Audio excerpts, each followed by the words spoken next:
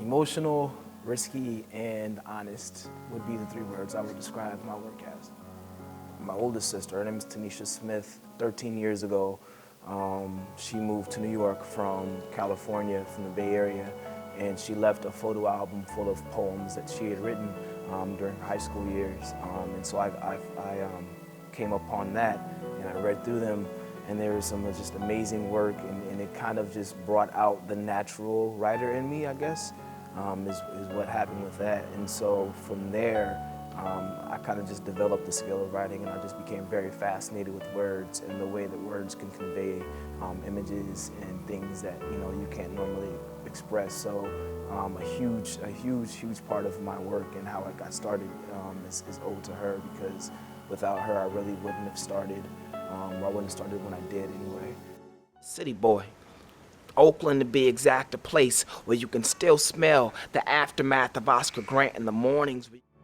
So Oakland is a huge influence on my work, my writing in general, because it's such a hub for so many different cultures, so many different aspects of life. There's so many different people, but there's also, this negative connotation of Oakland. For a long time it was the murder capital, the crime capital. In that, you see this big bad place, this kind of metropolis of kind of bad things, but at the same time, it also got voted one of the most exciting cities in the world. And unlike your many sponsors, I don't want your body. I'd rather drown in your thoughts, find out who you really are, and perform CPR on your inner beauty and introduce you to her, because I think you're beautiful. So International Boulevard, it used to be called East 14th. It's a street in the Bay Area. It's one of the longest streets in the Bay Area. It runs from Oakland all the way through San Leandro, through a few other smaller cities. And so it's one of the largest streets. And what happens on International Boulevard, there's a lot of prostitution that takes place there. And so I grew up not too far from International Boulevard. And so I got to see that firsthand. I went to college back home in the Bay Area for 2 years. I took 2 years off, and I was working, and then I didn't have a lot of time to write, so I decided to go back to school and kind of sharpen my skills, my technical skills in writing, creative writing. So I decided to go to St. Rose because my sister had told me nothing but good things about the faculty there, about the teachers. As an artist, you kind of thrive off of seeing new things and experiencing new things. So moving to New York really helped me in terms of just being in a new scene, being exposed to different people and different environments.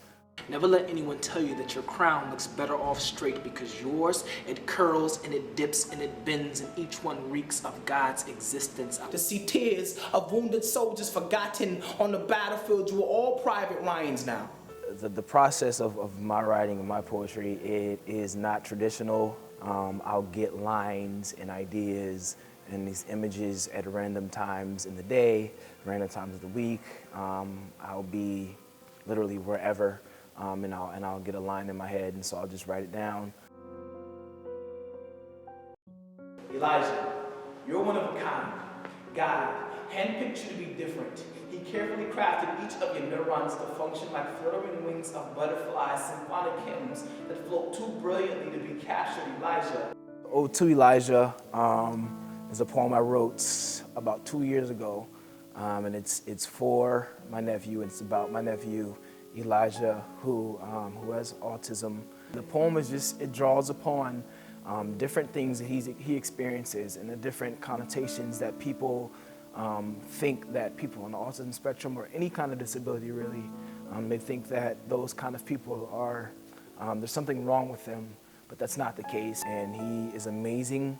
A lot of times he isn't told that he's amazing. A lot of times he is not given the same opportunities that other kids have. Those kind of things inspired the poem Ode to Elijah.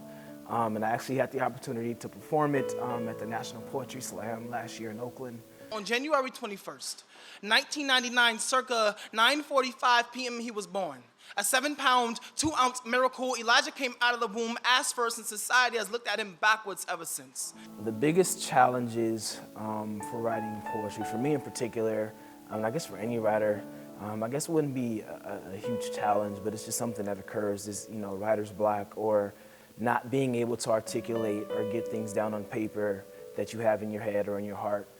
But I guess some of the biggest rewards is when you are able to actually find those words to translate that image. Being able to connect with people on another level is also amazing because a lot of times people can't, express how they feel or what they're thinking. And so if I'm able to kind of convey anything vaguely what they're thinking about or what's in their heart or in their mind, that's always amazing to connect with people on that level. Be free, be black, be white, be brown, hell, be blue, but never, ever apologize for being nude in your own skin.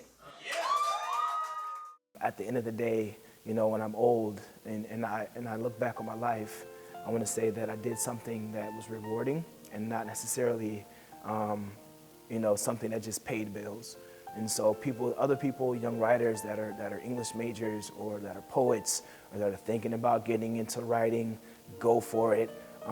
Like I said, just really focus on yourself and dedicating yourself to that. And the rewards will come, maybe not monetarily, but they'll come in other avenues.